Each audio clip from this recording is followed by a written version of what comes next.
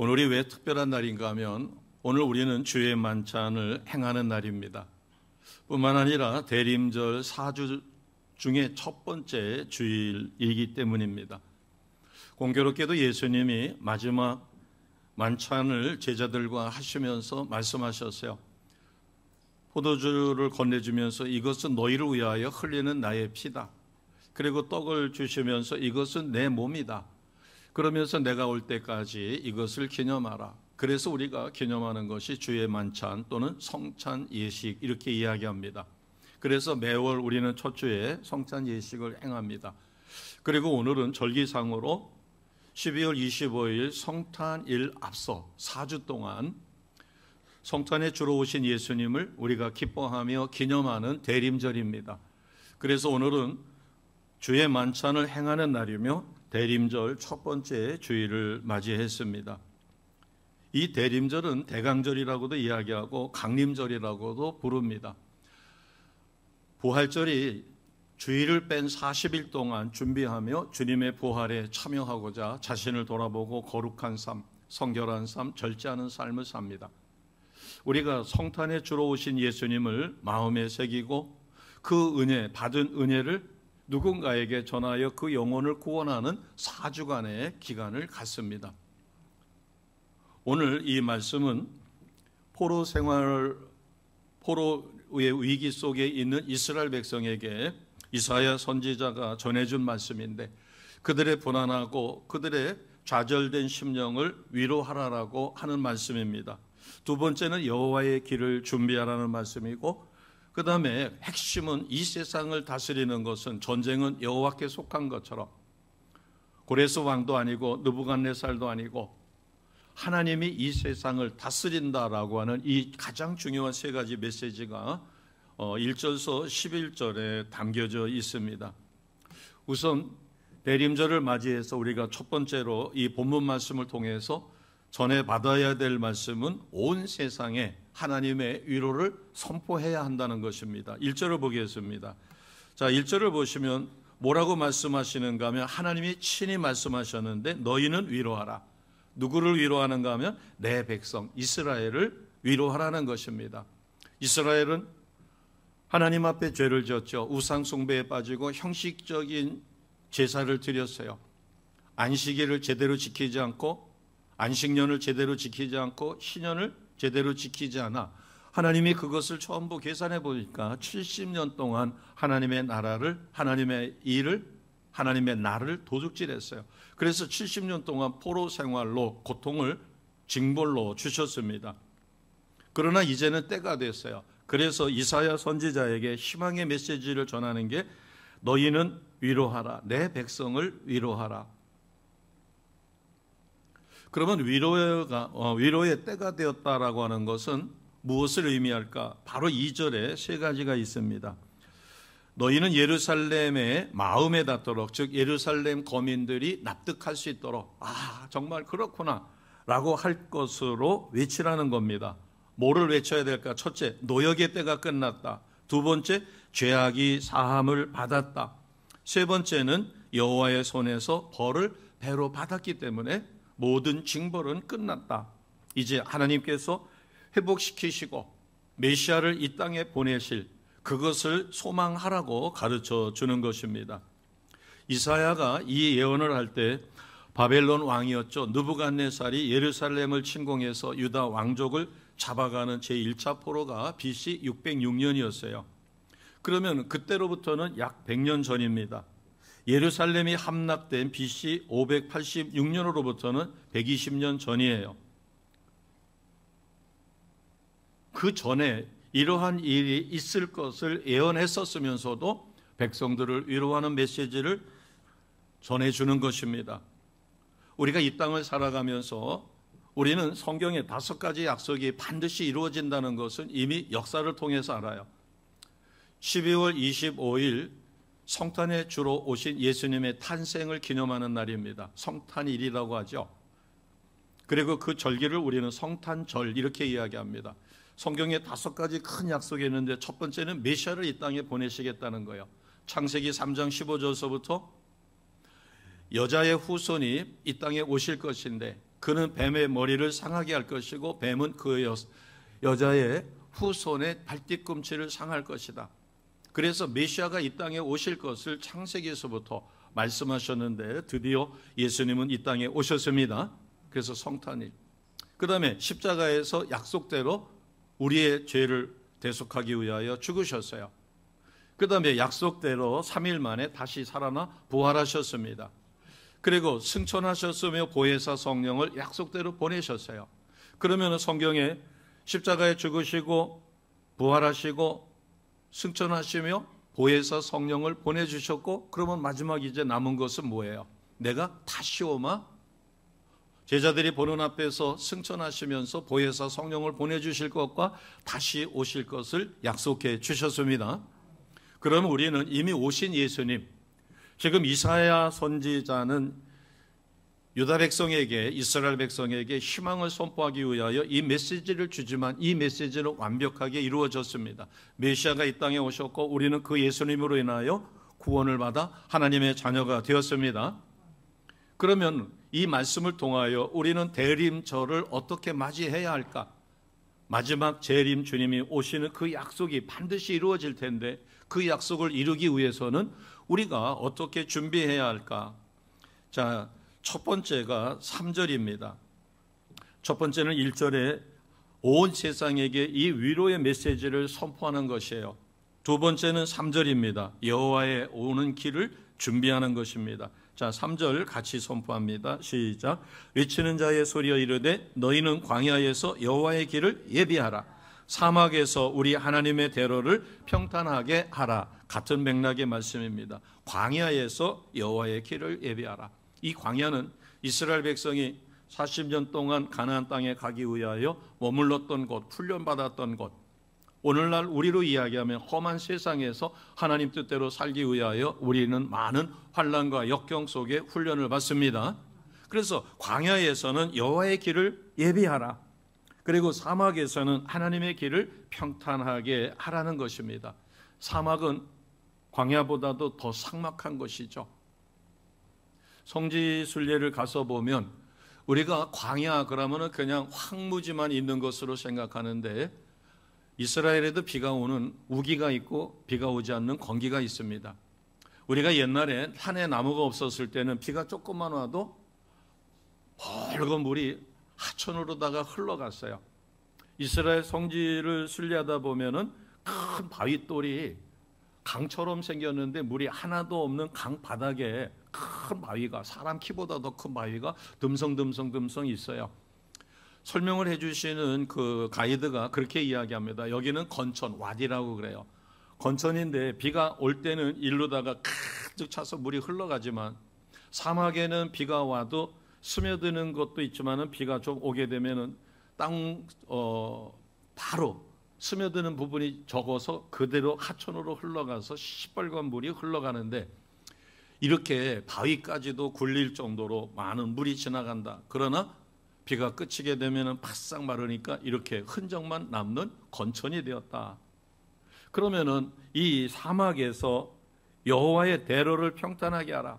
삭막한 세상, 악한 영들의 대적이 있는, 그래서 이단과 악한 사람들이 더 잘 되는 것처럼 보여지는 이 땅에서 우리는 메시아가 이 땅에 다시 재림하실 것을, 예수님이 재림하실 것을 확실히 믿으니까 그 영혼들을 구원하는 일에 악한 요소들을 물리쳐주고 우리의 영권으로 전도 대상자들을 위하여 기도하여 그들을 둘러싸고 있는 흑암의 세력, 악한 영들을 쫓아줘야 합니다. 이것이 사막에서 여호와의 대로를 평탄하게 하라는 것을 21세기 우리식으로 적용할 수가 있어요. 그러면 이 장애물은 어떻게 제거해야 되느냐? 그것은 하나님 앞에 예배를 통해서 장애를 제거하는 거예요. 이스라엘 백성이 70년 바벨론 포로로 끌려가게 된 것은 우상 숭배에 빠졌어요. 하나님보다도 재물을 좋아하고 하나님보다도 편한 것을 좋아했어요. 그래서 우상 숭배의 죄와 형식적인 예배를 드렸어요. 제사를 안 드린 게 아닙니다. 제사를 드리되 마음은 없고 형식적으로, 그래서 세상의 나라도 상품 가치가 없는, 그래서 그런 양을 갖다가 제물로 드린다든가 그런 제물은 드림이 있어도 마음은 전혀 딴 데가 있었다. 그래서 하나님이 온전한 안식일을 안식하지 않고, 우리로 이야기하면 주일을 성수하지 않고 이런 것을 날짜를 계산해 보니까 안식일을 범한 것과 그다음에 안식년, 신년 이런 것을 오랫동안 범해서 계산해 보니까 꼭 70년이 되어 그들에게 바벨론 70년 포로 생활로 징벌을 하셨습니다. 그들은 포로로 끌려가서 바벨론 강가에 앉아 버드나무 위에 수금을 걸쳐놓고 시온을 기억하며 눈물로 노래하며 하나님 앞에 회개하죠. 자신들이 왜 이런 처지에 있었는가? 하나님의 택한 선민이었는데 우리만도 못한 저 바벨론 오랑캐들에게 이렇게 끌려와서 고난을 당하는 그것을 되돌아봤었을 때, 우리가 우상 숭배에 빠졌구나 하는 것을 철저히 회개하고, 하나님이 회복시키면 이제는 하나님의 율법대로 철저히 살겠습니다라고 수없이 다짐했을 것이에요. 이렇게 죄를 회개하고 하나님의 말씀 위에 서는 것, 이것을 오늘 2절에서는 3절에서는 여호와의 길을 그리고 하나님의 대로로 표현하고 있습니다. 그래서 우리가 이 대림절에 먼저 나 자신을 돌아봐야 돼요. 혹시 나는 하나님의 진노가 임할 요소는 없을까? 하나님의 뜻대로 잘 살고 있을까? 내가 현실에 너무나 깊이 빠져 좀 더 편하고 안락한 삶을 취택하고 있지는 않는가? 하나님이 나의 가정에 나에게 오신다면 나는 어떤 장애물을 제거해야 될 것인가 하는 것입니다. 오늘날 교회는 엄청난 피해를 입고 있어요. 왜? 코로나19로 인해서 예배에 대한 소중함이 사라져버렸습니다. 온라인으로다가 예배를 드려도 그렇게 할 수밖에 없는 상황을 극복하다 보니까 그것은 비상 상황이었음에도 불구하고 예배가 끝난 다음에 예배의 자리에 나와서 함께 예배 드리지 않는 가난한 성도가 전체 성도의 3분의 1이나 된다는 사실이에요. 전에는 예배 드리지 않고 주일을 성수하지 않으면 하나님 앞에 징벌을 받아 큰일 날 것처럼 생각했지만 코로나 시대에 집에서 온라인으로 예배를 드려도 크게 지장이 없는, 그것이 그만 굳어지다 보니까 그것도 장장 3년.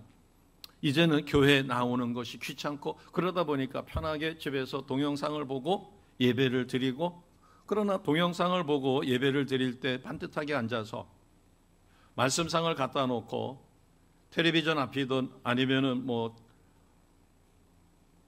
컴퓨터 앞이든, 그것이 어렵다면 스마트폰을 펼쳐놓고 경건한 자세로 예배를 드리는 이도 있는가 하면 드렸다 말았다 바쁜 일이 있으면 딴 것을 보고, 이렇게 해서 예배에 집중이 떨어진, 은혜가 떨어진 그러한 가난한 성도, 이렇게 되다 보니까 심각한 문제가 발생합니다. 그러면 우리가 대림절에 무엇을 소망해야 될까? 5절을 보겠습니다. 5절을 보시면 여호와의 영광이 나타나고 모두가 그것을 함께 보게 될 것이라는 것입니다. 자, 5절 같이 선포합니다. 시작. 여호와의 영광이 나타나고 모든 육체가 그것을 함께 보리라. 이는 여호와의 입이 말씀하셨느니라. 아멘. 이사야 선지자의 약속대로 이 예언이 선포된 후에 한 60여 년이 지난 다음에 포로에서 회복이 일어나요. 자, 우리는 주님이 말씀하셨어요. 모든 영광을 나타난다. 여호와의 영광이 나타나서 그것을 모든 육체가 본다. 메시아로 보낸 예수 그리스도를 우리도 2000년 전에 태어나지 않았지만 눈으로 보는 것처럼 믿어지게 됐어요. 온 세상은 예수님의 탄생 이전과 이후로, 그래서 BC와 AD로 나눠지고 전 세계가 12월 25일 성탄일로 지킵니다. 믿는 자든 믿지 않는 자든 예수가 탄생하셨다라고 하는 사실을 모두가 보게 된 것이에요. 이것이 바로 5절입니다. 여호와의 영광이 나타날 뿐만 아니라 모든 육체가 그것을 함께 보게 되었다. 그러면 우리는 이 대림절을 맞이해서 무엇을 선포해야 될까? 이 세상을 다스리는 것은 하나님이시다. 바꿔 이야기하면 나의 주인은 누구셔요? 야훼, 하나님이십니다. 예수 그리스도가 나의 주인이심을 선포하는 것이에요. 자, 2절을 다시 한번 보겠습니다. 예루살렘에 있는 거민들의 마음에 닿도록 세 가지를 선포하라. 첫째는 노역의 때가 끝났고 죄사함을 받았고 그리고 징벌을 2배로 받았다. 그렇기 때문에 여호와의 위로가 임할 것이며 메시아가 이 땅에 오실 것이고, 우리로 이야기하면 재림 주님이 반드시 오심을 준비하는 우리 모두가 되었다라고 하는 사실입니다. 우리는 광야에 외치는 자가 되어야 하는 것입니다.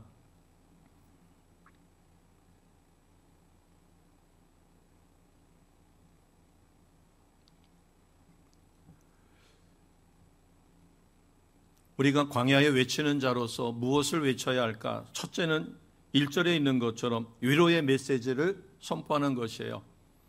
우리가 예수님 뜻대로 살지 못하는 이들이 많습니다. 또 우리 교회 들어오는 입구에 그걸 뭐라고 그러죠? 전동차, 전기 전동차를 잘 탔으면은 그것을 잘 세워서 받침대로 이렇게 해가지고 세워놔야 되는데, 일전에 저희 앞에서 어떤 청년이 그 전동차를 잘 타고 왔어요. 시내버스 정류장까지 잘 타고 왔는데 그것을 이렇게 받침대를 세워가지고 세워놓는 게 아니라 그냥 확 내버려가지고 뭐가 화가 나는지 그 전동차에다가 화풀이를 하더라고요. 내 팽개를 치더라고요. 그러더니만 스마트폰을 뭐라고 이렇게 해가지고서는 아마 그거 여기다가 놨으니까 이제 앱을 끊는 것 같아요. 오프시키는 것 같아요. 아니, 잘 타고 와가지고 고마워서라도 잘 세워놔야 다른 사람이 있을 텐데 그거를 왜 휙 밀어 던져가지고 팽개치는가. 아, 참 속에는 저 사람 참 악하다. 자기 물건 아니라고 해서 저렇게, 만약에 자기가 돈 주고 샀으면 저렇게 내팽개칠까. 그것도 세우다가 실수해서 넘어진 게 아니라 휙 내던져가지고 나가 떨어지게 만들더라고요. 그거를 뭐라고 이야기하면 아마 또 칼부림이 나겠죠. 시대가 참 하수상하니까. 우리는 악한 자를 보고 저주하고 그를 징벌할 것이 아니라 그가 하나님의 말씀대로 바로 섰더라면 절대로 저렇게 하지 않고 어딘가가 잘 세워놔서 다른 사람이 탈 때 편하게 탈 수 있도록 반드시 그렇게 했을 것이에요. 그렇게 뭔가 상한 심령이 가득 차서 그것을 그런 생명체가 없는 기계에다가 분풀이를 할 정도로 그의 마음이 상했다면 우리는 그에게 위로의 메시지를 전해야 합니다. 그게 1절이에요. 위로하라는 겁니다. 너희는 위로하라. 누구를? 내 백성을 위로하라. 아직 믿지 않는 저 영혼이, 하나님이 택한 영혼이 있을 것이에요. 그래서 우리는 그들에게 소망의 메시지를 전하고 그들의 마음을 얻을 수 있는 선한 이웃이 되어야 합니다. 그러면서 2절에 보니까 마음에 닿도록 그것을 외치라는 거예요. 자, 중요한 것은 6절입니다. 6절의 두 번째 줄에 보니까 내가 무엇이라 외쳐야 합니까? 외치긴 외치겠는데 뭘 외쳐야 될지 모르겠습니다 라고 하나님께 묻자 뭐라고 말씀하시는가 하면 6절 하반절부터 8절 말씀까지입니다. 자, 우리가 6절 하반절에 보시면 모든 육체는 풀이요, 거기서부터 8절까지 주님이 외치라고 명하신 명령이니까 우리가 함께 외치겠습니다. 모든 육체는 풀이요서부터입니다. 시작. 모든 육체는 풀이요, 그의 모든 아름다움은 들의 꽃과 같으니 풀은 마르고 꽃이 시듬은 여호와의 기운이 그 위에 붐이라. 이 백성은 실로 풀이로다. 풀은 마르고 꽃은 시드나 우리 하나님의 말씀은 영원히 서리라 하라. 아멘. 세상에서 좋은 것도 사라질 수 있고 부귀와 영화도 한순간이지만, 그러나 하나님의 말씀은 2000년 전의 말씀, 천지를 창조하실 때 그 말씀이 지금 그대로 살아 있습니다. 그래서 8절에 보니까 풀은 마르고 꽃은 시듭니다. 풀은 많은 사람들의 이목을 받지 못한 인생일 수 있어요. 꽃은 세상에서 성공한 인생일 수 있습니다. 그러나 주목을 받지 못하고 이름도 없이 쓰러져 간 사람이나 세상에서 주목을 받고 괴테처럼 정말로 행복한 모습으로 많은 사람에게 칭송을 받던 그도 죽었어요. 풀도 꽃도 전부 다 사라졌습니다. 그러나 하나님의 언약, 메시아이신 예수를 이 땅에 보내시겠다. 지금 40절에 나와 있는 유다 백성에게는 포로에서 하나님이 회복시킬 거라는 이 사실이 확실하게 이루어졌습니다. 그것을 외치라는 것이에요. 풀은 마르고 꽃은 시들지만 우리 하나님의 말씀은 영원히 씁니다. 아멘. 그러면 외치기 위해서는 우리는 어떻게 해야 될까? 세 가지를 가르쳐 주셨어요. 자, 구절에 세 가지가 있는데 첫 번째, 자, 그러면 구절을 먼저 선포하겠습니다. 시작. 아름다운 소식을 시온에 전하는 자여 너는 높은 산에 오르라. 아름다운 소식을 예루살렘에 전하는 자여 너는 힘써 소리를 높이라. 두려워하지 말고 소리를 높여 유다의 성읍들에게 이르기를 너희의 하나님을 보라 하라. 아멘. 자, 첫 번째는 높은 산에 오르라는 것입니다. 두 번째는 힘써 소리를 높이라. 세 번째는 두려워하지 말고 소리를 높여 담대하게 너의 하나님을 보라고 선포하라는 것입니다. 이것은 재림 주님이 오실 때를 우리가 대비하는 것과 같습니다. 자, 그러면은 첫 번째 구절에 높은 산에 오르라는 것은 뭘까요? 높은 산에 올라야 멀리 볼 수 있고 높은 산에서 선포할 때 멀리 갑니다. 우리가 1층에서 맨 바닥에서 야호 하고 소리치는 거하고 산 정상에 올라가서 야호 하고 소리치는 거하고 어떤 것이 메아리가 돼서 멀리 갈까요? 당연히 높은 산에 올라가서 산 정상에서 야호 하고 소리칠 때 메아리가 계속 치며 야호 야호 야호 야호 해가지고 멀리 그 소리가 갈 수 있어요.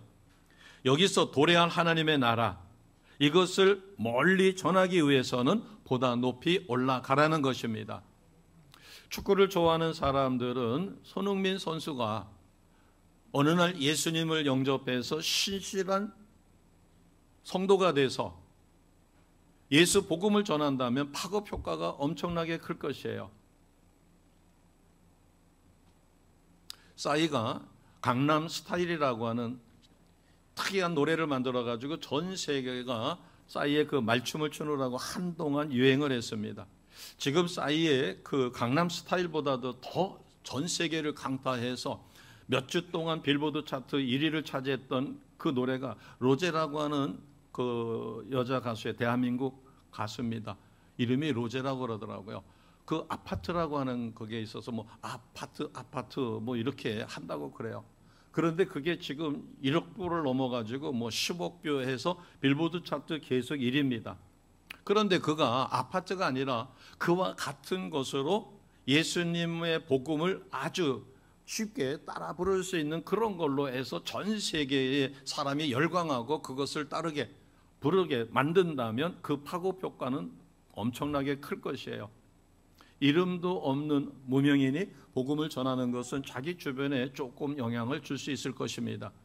그러나 손흥민 선수라든가 로제 같은 그런 이가 복음을 선포하게 되면 파급 효과는 클 것이에요. 이것은 높이로 따지면 높은 위치에 올라 있는 이가 예수 믿고 복음을 증거하게 되면 멀리 복음을 전파할 수 있을 것이에요. 이슬람 국가에도 공산주의 국가에도 유튜브는 들어갈 수가 있으니까, 자, 도래할 하나님의 나라를 보다 높은 곳에서 멀리까지 나가도록 파급 효과가 크도록 그렇게 하라는 것입니다. 또 이 말은 우리가 전하는 말이 설득력이 있으려면 저 사람이 나를 봤었을 때 그래, 저 사람은 예수의 성품을 닮았어, 저 사람의 말은 진실 같아, 나는 저 사람 말을 듣고 싶어, 이 정도의 우리는 신앙의 인격을 높이 쌓아가야 합니다. 이것이 첫 번째 구절에 높은 산에 오르라는 거예요. 두 번째는 소리를 높이라는 겁니다. 보다 많은 사람이 듣게 하라는 거예요. 근데 이거 소리를 높이라는 것은 이렇게 생각할 수 있습니다. 내가 멍 때리고 있는데 누가 장난하라고 내 옆에 와가지고 악! 하고서는 크게 소리를 질러야 되면 깜짝 놀랍니다. 정신이 번쩍 들죠. 세상에 취해서 재림 주님 오심을 모르고 살아가는 이에게 오늘 힘써서 소리를 높이라. 그것은 무신경하게 그냥 멍 때리고 하루하루 무의미하게 살아가는 그들에게 강력한 메시지를 선포하여 그가 재림 주님 오심을 준비하게 하라. 무신경하게 살아가는 그들에게 자극을 주라는 이야기와 같을 수 있습니다. 자극을 주어서 그가 죄를 회개하고 새롭게 살아가게 만드는 것이죠. 자, 9절 마지막 절에 보면 너희 하나님을 보라 하라. 담대하게 외치라는 겁니다. 하나님이 기뻐하시는 일이 무엇인가? 우리가 일전에 5개 기둥이 있고 헌신을 통해서 하나님 기뻐하시는 삶, 하나님께 영광 돌리는 그 일을 우리가 감당하는 것이에요. 그 일을 감당하기 위해서는 주님의 지상명령, 가서 제자 삼아 가르쳐 지키게 하도록 그렇게 하신 것, 하나님을 사랑하고 이웃을 사랑하라고 하는 대명령을 우리가 실천해서 하나님께 영광을 돌릴 수 있는 그 길과 같은 것입니다. 이 일을 위해서 하나님은 먼저 일을 하셨어요. 10절을 봅니다. 자, 10절 같이 갑니다. 시작. 보라, 주 여호와께서 장차 강한 자로 임하실 것이요 친히 그의 팔로 다스릴 것이라. 보라, 상급이 그에게 있고 보응이 그 앞에 있으며. 아멘. 첫째는 강한 팔로 임하신다라고 하는 것입니다. 이스라엘 백성이 포로로 징벌을 하셨지만 고레스라고 하는 새로운 지도자를 세워 각자 자기 나라로 돌아가도록, 그래서 식민 통치 방법을 바꾸게 해서 이스라엘 백성은 독립운동을 전개하지 않았어도 다시 고국으로 돌아올 수가 있었어요. 하나님의 강한 팔로 세계를 다스리는 것을 볼 수가 있습니다. 친히 그의 팔로 다스린다. 그리고 상급이 그에게 있고 보응이 그 앞에 있다는 것입니다. 이것은 강한 모습이에요. 그러나 그것만 있는 게 아니라 11절이 있습니다. 자, 11절을 같이 봅니다. 시작. 그는 목자같이 양떼를 먹이시며 어린 양을 그 팔로 모아 품에 안으시며 젖먹이는 암컷들을 온순히 인도하시리로다. 아멘. 목자같이 양떼를 먹인다. 즉 강한 면, 징벌하시는 하나님, 무서운 하나님도 있는가 하면 좋으신 하나님.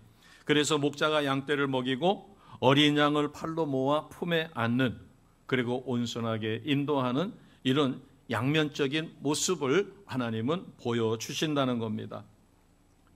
자, 우리가 이 복음을 전해야 되는 이 시대는 어떤 시대인가 하면, 전에는 절대 가치가 있었어요. 그러나 지금은 절대 가치가 사라졌습니다. 전에는 양심에 호소해서 양심의 가책을 받으면 바른 길로 섰어요. 그래서 초등학교에서도 저학년에서도 바른 생활을 가르쳤습니다. 그리고 중학교, 고등학교에서도 국민윤리를 가르쳤어요. 심지어는 대학도 국민윤리가 교양 필수로 들어가 있어요. 그러나 지금 그런 이야기를 하면 쾌쾌묵은 고리타분하다고 그래요. 그리고 요즘에는 영상시대가 되어서 어지간한 정보는 전부 다 스마트폰을 이용해가지고 찾는 시대가 됐어요. 젊은 세대는 이러한 시청각에 아주 예민해졌습니다. 지금은 책을 잘 보지 않아요. 그리고 신문이라든가 이런 것을 통해서 정보를 얻는 게 아니라 거의 스마트폰을 통해서, 인터넷을 통해서 얻습니다. 그러다 보니까 학교 교육은 점점 힘들어져요. 저는 교직에 있었기 때문에 지금 수능을 치른 우리 청소년들이 굉장히 힘들 거예요. 좋은 점수를 받은 아이는 지금 더 좋은 대학을 가기 위해서 눈치 싸움을 하며 어디다가 원서를 내야 되는가에 심혈을 기울일 것이에요. 그러나 성적이 나쁜 아이는 어떻게든지 대학을 들어가야 되는데 원서를 쓰려고 하다 보면 열받을 거예요. 갈 만한 대학이 마땅치 않은 거예요. 자기가 원하는 과가 따로 있는데 그 과는 쉬어서 경쟁이 세가지고 못 가니까 자기와 상관없는 과를 대학이라도 다녀야 되면 그 과를 가야 되니까 엄청난 스트레스를 받을 것이에요. 그것저것도 관심이 없는 아이들은 학교 가야 오전 수업만 하고 오후에는 학교에서 하교시킵니다. 왜냐하면 데리고 있어봐야 소용도 없고 수업을 해도 수업할 수가 없어요. 이 어려운 이런 체제를 우리가 뭔가 극복을 해야 되는데, 그러다 보니까 교육 자체가 굉장히 어렵습니다. 학교에서 인성교육, 도덕교육 시킬 수가 없어요. 학생 인권은 잔뜩 높여놨는데 교사 인권은 낮아져가지고 교사가 학생을 훈계하다가 보면 학생 폭력에 휘둘릴 수가 있어요. 그러다 보니까 아예 포기합니다. 전에는 담배 피우는 것을 체벌할 수가 있는데 지금은 그것을 체벌 못해요.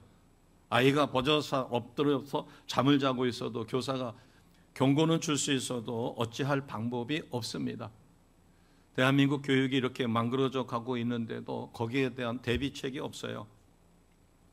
그런가 하면 청소년뿐만 아니라 우리들도 집중력이 떨어졌습니다. 모든 드라마는 시간이 딱 정해져 있어요. 25분에서 30분 안팎입니다. 왜냐하면 이것은 연구를 해봤더니 집중력이 그 이상을 못 가는 거예요. 광고는 아무리 길어도 30초에서 1분을 넘지 않습니다. 그리고 전체 광고 시간이 3분을 넘게 되면, 그래서 대화를 하거나 연설을 하시거나 아니면 드라마를 시나리오를 쓰시는 분들이 3분 안에 기승전결이 있어가지고 강한 임팩트를 주고 또 다른 환경으로 전환을 시키지 않으면 채널이 돌아가기 때문에 굉장히 어렵습니다. 바꿔 이야기하면 집중력이 3분 안팎이라는 거예요. 길어봐야 5분. 그것이 넘어가면 집중력이 떨어지기 때문에. 그런가 하면 요즘에 이 청중들의 상황이 달라졌어요. 워낙 고급 문화에 익숙해지다 보니까 또 텔레비전이라든가 고급 강사들 또는 인터넷을 통해서 고급스러운 설교를 듣다 보니까 그렇지 못한, 그 수준에 미치지 못하면 설교를 통해서 은혜를 받을 수도 없고, 그 다음에 고급 문화에 익숙해지다 보니까 그 정도의 고퀄리티를 제공해 주지 않으면, 그래서 카페도 처음에 한 번은 가지만 2번 이상은 가지 않습니다. 계속 갈 수 있다는 것은 그만한 대가를 지불하고 거기에서 얻을 수 있는 고급스러운 문화라든가 어떤 고급스러운 수준의 것이 나를 만족시킬 때 그곳을 가게 되지요. 오늘 우리가 살고 있는 이 시대는 30, 40년 전에 비해서 복음을 전하기가 참으로 어려운 시대가 되었어요. 그래서 우리가 말씀의 권세를 받아야 되고 성령의 충만한 은혜 가운데 내가 전하는 복음이 되돌아오지 않고 튀지 않도록 강한 영권을 소유하셔야 합니다. 30, 40년 전에 우리의 부모님들이 그냥 단순하게 예수 복음을 전해도 순박하게 받아들이던 때보다는 지금이 세상이 너무 악해졌어요. 그렇기 때문에 오늘 10절과 11절을 보시면 메시아의 왕국은 양면성을 보여줍니다. 10절에 보면 강한 자로 임하실 것이에요. 그런가 하면 11절에 보면 목자같이 양떼를 먹일 뿐만 아니라 품에 안으시고 그리고 약한 자, 상처받은 자를 따뜻하게 위로하시는 양면의 모습을 갖고 있습니다. 우리가 재림 주님 오실 때까지 이 시대를 우리가 살아가야 할 모습을 10절과 11절이 우리를 보여주고 있습니다. 그래서 우리가 매일 일정한 분량의 말씀을 반드시 읽으셔야 합니다. 우리가 일주일 내내 밥을 먹지 않고 한 끼만 먹는다면 영양실조에 걸릴 것이에요. 우리가 여백이라고 하는 그 노래에 보면 세상 사람들이 휴대폰 충전할 줄을 알면서 자기 인생의 여백을 채울 줄 모른다. 우리가 배가 고프면 매일 하루에 3끼, 아무리 적어도 2끼는 먹어야 할 것을 알면서 일주일 내내 하나님의 말씀을 주일 하루만 딱 먹어요. 그러면 일주일 21끼, 21끼 중에서 한 끼만 먹고 나머지 20끼는 굶는다는 겁니다. 도저히 살 방법이 없죠. 그런데 이것은 영적인 것이고 금방 어떤 데미지가 오거나 힘이 빠져가지고 넉다운 되는 것, 이것이 아니라 영적으로 서서히 침체돼서 사탄이 좋아하는 영적 침체에 빠져 머지않아 지옥 백성으로 곤두박질 칠 텐데 영안이 열리지 않으니까 이것을 못 보는 것이에요.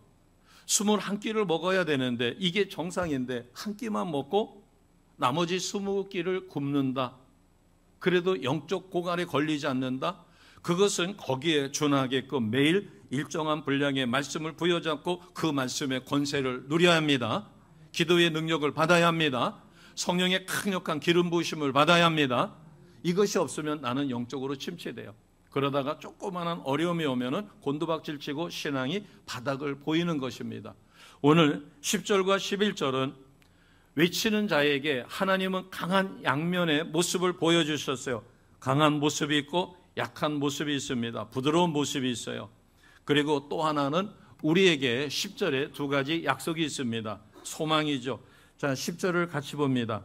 10절 하반절에 보면 보라, 무엇이 그에게 있어요?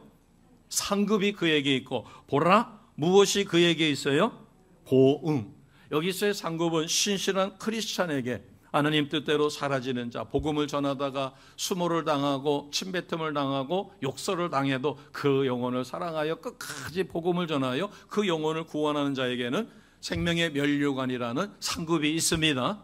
이 상급은 이 땅에서도 누릴 수 있고 하나님 나라에서 영원히 누릴 수 있어요. 그런가 하면 보응이 있습니다. 이 보응이라고 하는 것은 악한 사람들을 바라볼 때, 아니 저렇게 착한 하나님을 잘 믿는 저 사람은 세상에서 저렇게 비참하게 살아가는데 남 등쳐서 사기쳐가지고 그 돈을 가지고 떵떵거리며 사는 저 악한 사람을 보면, 순박한 정치인은 비실비실한데 악한 사람은 저렇게 떵떵거리고 사는 그런 모습을 볼 때 신실한 크리스찬이나 순박한 사람들이 의기소침할 수 있어요. 그래서 그 앞에 뭐가 있는 것을 바라보는가 하면 보응이 있다는 겁니다. 바꿔 이야기하면 악인이 흥하는 것처럼 보이지만 궁극에 가서는 흥하는 것이 아니라 멸망당하게 되어 있습니다. 우리가 여름에 풀을, 속골을 빌 때 풀을 이렇게 잘라보면 잘라서 옆에다가 눕혀놓습니다. 왜? 나중에 지게로다가 그것을 걷어가려고 비어서 눕혀놓고 속골을 계속 비어요. 그러면 저만쯤 갔다가 나중에 그것을 걷으려고 나스를 걷다 보면 조금 전에 비워놓을 때는 싱싱했어요. 그러나 돌아서서 걷으려고 보면 벌써 풀이 비어졌기 때문에, 생명이 차단됐기 때문에 시들어가지고 시들시들해요. 풀은 싱싱한 것처럼 보이지만 잘려지면은, 악인은 흥하는 것처럼 보이지만 하나님이 그를 잘라 놓으면 그 생명은 멸망당할 수밖에 없는 것을 우리가 보게 됩니다. 다른 말로 갈라디아서 6장 8절에 보면 자기 육체를 위하여 심는 자는 썩어질 것을 거둔다. 이 땅에서 부귀와 영화를 누릴런지는 몰라도 그것은 하나님 나라에 가져갈 수가 없죠.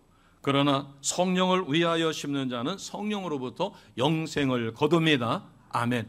우리가 대림절 4주 동안 성탄에 주러 오신 예수님, 나를 구원하신 예수님, 그 은혜에 감사하며 마지막 재림을 철저히 준비할 때 우리는 상급이 예비되며 보응을 바라보고 힘써서 하나님이 기뻐하시는 온전한 승리의 삶을 살아가는 우리 모두가 반드시 되어질 것입니다. 그래서 우리는 대림절을 맞이하여 하나님의 길을 예비하는, 광야에서 하나님의 길을 예배하고 사막에서 여호와의 대로를 평탄케 하는 일에 귀하게 쓰임받는 하나님의 택한 자녀인 것을 확실히 믿고 승리하시며 감사하시고 행복한 신앙생활 영위하시기를 주님의 이름으로 축복합니다.